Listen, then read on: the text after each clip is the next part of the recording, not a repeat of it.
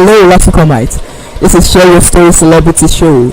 Our guest for today's episode is Dr. Oyekan Oluwaseun. How do you feel, sir? Good afternoon. I feel glad to be on this show, and I hope you learn from whatever I have to say. Thank you. Thank you very much, sir. Yeah. We greatly appreciate your presence here today, and we have brief questions to ask you. As graduating students, we would like to know if you ever envisioned yourself to be the best graduating student right from the outset.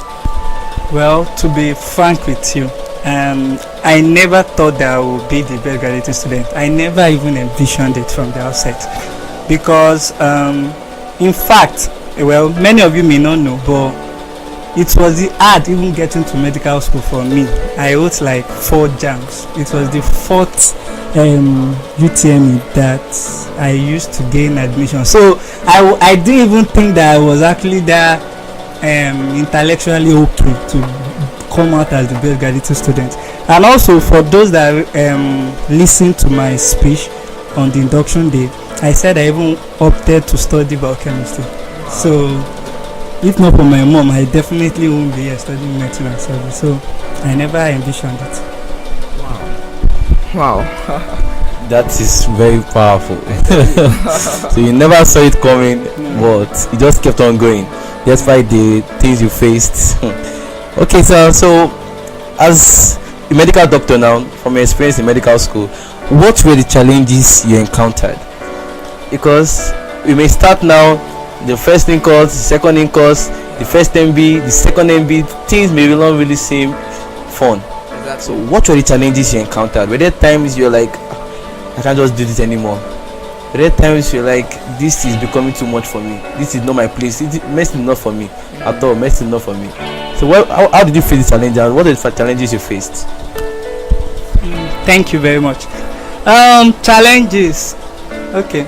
I would say there were a lot of challenges. Every med school has its own challenges. As in, I don't think no matter how brilliant you are, you definitely meet some hurdles that you have to cross in the med school. As in, the curriculum was designed like that. You definitely have challenges. So for me, I'm sure there were a lot of challenges, and just like you said, there were times I felt, why did I pick medical school? Like if I had studied something else, as in I would have graduated like so many years ago. But then if I am to look back and reflect, the challenges, let's see. Yes, everybody has challenge with the bulk of work that we have to do. If we were to be a semester course, I understand, you just have to read maybe like 10 leaves of your notes for a course and you are okay, get 5 and all those things. But that's different in medical school. So that means more time to bury your head in your books and all those things. And there's usually not enough time to even go through your school work. So apart from that, I think the only other challenge is the zeal to keep on going. Along the way, most people usually just lose that zeal, but I think it's good for you to just find something to anchor yourself on that will just keep you going, no matter how hard it becomes, because the truth is, it is going to get hard at one point in time. So you just have to find that thing that make you continue. Thank you very much, sir. So were there times you failed an in-course or an MB or anything? Well,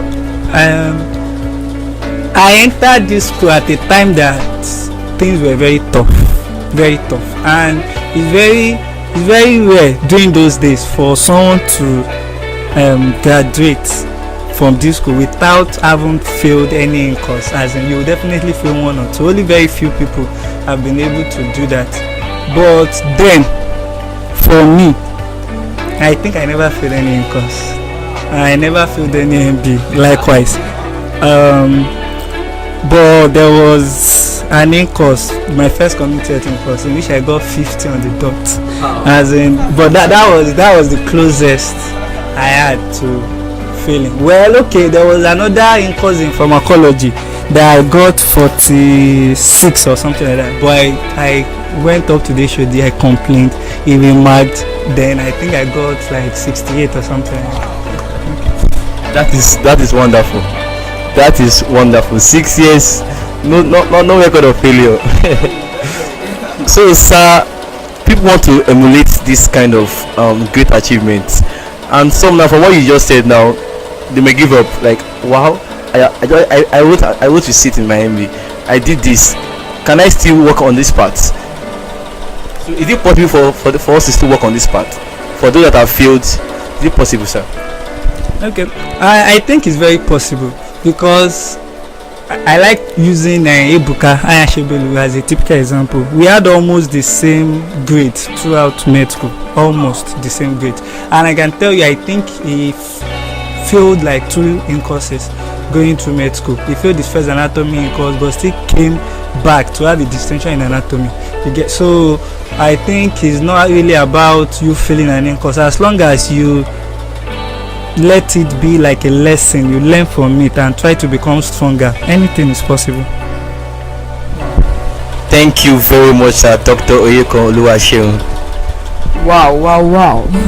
From all what you've said, we noticed that it's preparation meeting opportunity that made you the best graduating student. And from 100 level to 200 level to 300 level, you might have been seeing the green light that, okay, this guy, you might emerge the best graduating student. You might have been having the first line play.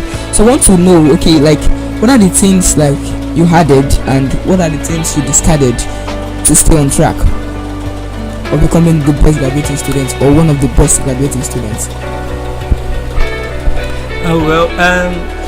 I think I started having the what would I call it? Should I call it vision that, okay, I could be the best graduating student, I could graduate with an honors. When I did my first professional examination and I had distinction, so I was like, oh, okay, if I in the MB, so I was like, okay, oh, if I can do this, because it was the first time that anybody will have distinction in all the courses in first professional examination.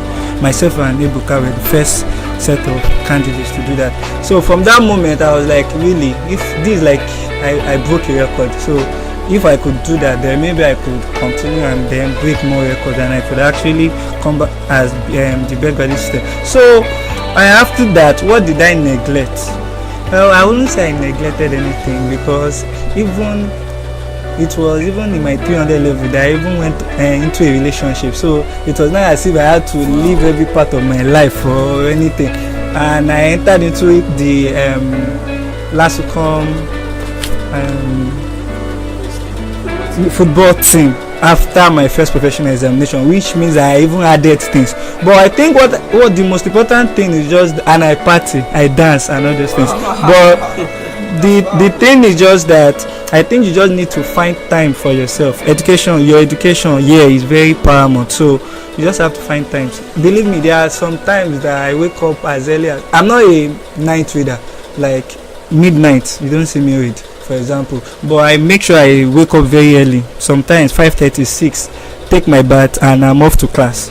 So imagine I'm already in the classroom like maybe after 6 in the morning and I have time to read before class, kind of all those kind of things. I just made sure that there were times that I just had to sacrifice to just be able to do what is needed of me. Wow. That's very great, sir. That's very great, sir. You party. You party. That is wonderful. That's wonderful. Relationship in 300 level. Ogumi, what are you thinking? Don't go on it.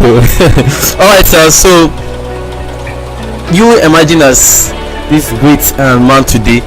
I have this mindset already that when you read for about 10 hours, 8 hours every day, because you said you wake up early to read. Were there any secrets to your reading? Maybe you just read 5 hours but it's steady, or you have to read 12 hours every day to make sure you emerge as the best student. What are the secrets to your reading? Well, a lot of people always feel that way. In fact, so this very moment, so people see me and be like, Oyekan, it's only book, you cannot be doing any other thing than book. And I usually tell them that, okay, name a movie. I definitely must have watched it. You get, like, so, but in terms of reading 12 hours, all those things, those are really not for me. But yes, I have to I have to read, that is. But then I can tell you that I don't even read every day, because it's even impossible to read every day. I read most of the time, as in terms of most days, but not every day. It's not possible. There are just sometimes that you don't feel like reading, or something just happens, and I don't. But the thing is, in terms of number of hours, I don't think I have any specific number of hours. Again, I just make sure that I look at the amount of work that I have on red, do you get, and look at how I'm going to cover. Because at least one secret is that I make sure that before the announcement of any course, I've already read all I need to read. So by the time the course or the exam is about to start or anything like that, then I'm only just revising. So by doing that, I mostly will come out with a good result, a good score. So apart from that, but in terms of the hours, if I'm to look at it on an average, you may be surprised that it may not be more than every 3-4 hours. So, and it's not every day, definitely not. Wow. Sure. Before the arrival of any course, it's expedient to have covered every stuff. So it's not the date of the in-course that will prompt you to read more. We greatly appreciate that advice, sir. Wow, just so brilliant advice, and it's something every last week might need to implement, even if it's not the everyday stuff. But if it can be before the goal, it's to me it's called strategic planning. As the best graduating students, okay, you have the experience from 100 level to 600 level before you emerge as the best graduating students.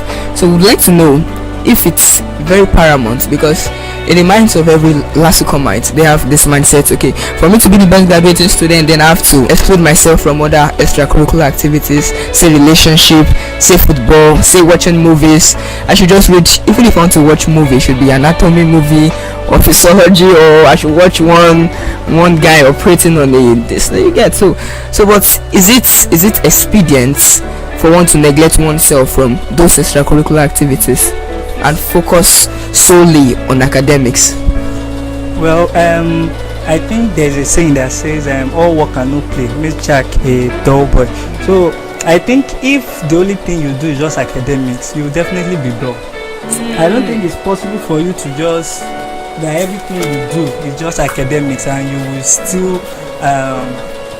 you will still come out great. I don't think so. I've not seen anybody that will just be so keen on academics alone and then come out as the best graduate student. You have to have something you do for fun. I don't know.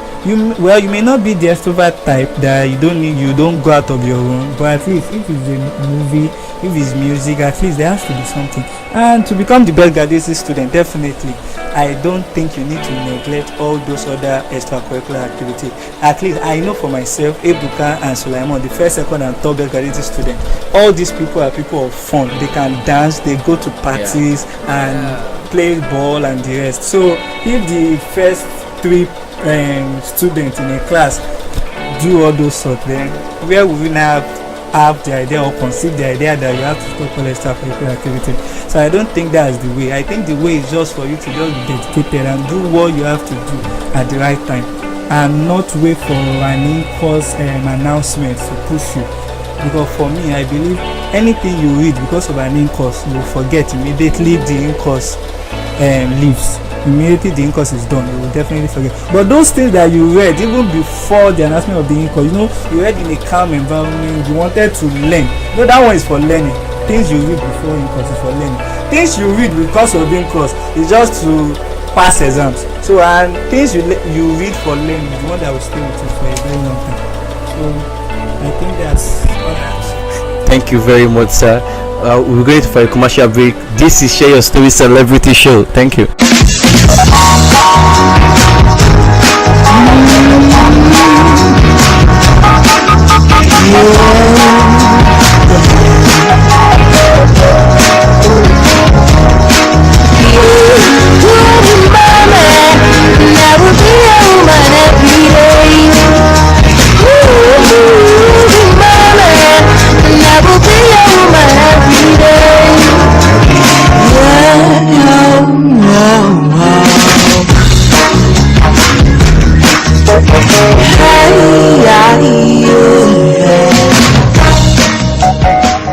Welcome back, Classicomites. This is Share Your Story Celebrity Show. You spoke about finding time for oneself, and you also said that if all we do is academics, then we'll definitely be dull.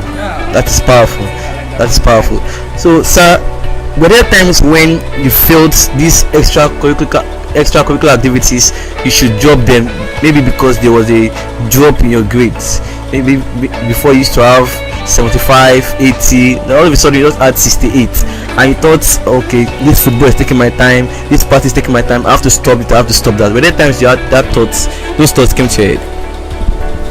Well, there was never a time that I thought that I should drop all the things that I do, but there are times that I felt like, okay, for the next 1 week, you should not go near this because you need more time to, focus on education, but not to drop, but at least for that moment. For example, let's say I have the earning course on Friday, and I know, with the bulk of things I have to read, it will take me about, let's say, 4 days to read.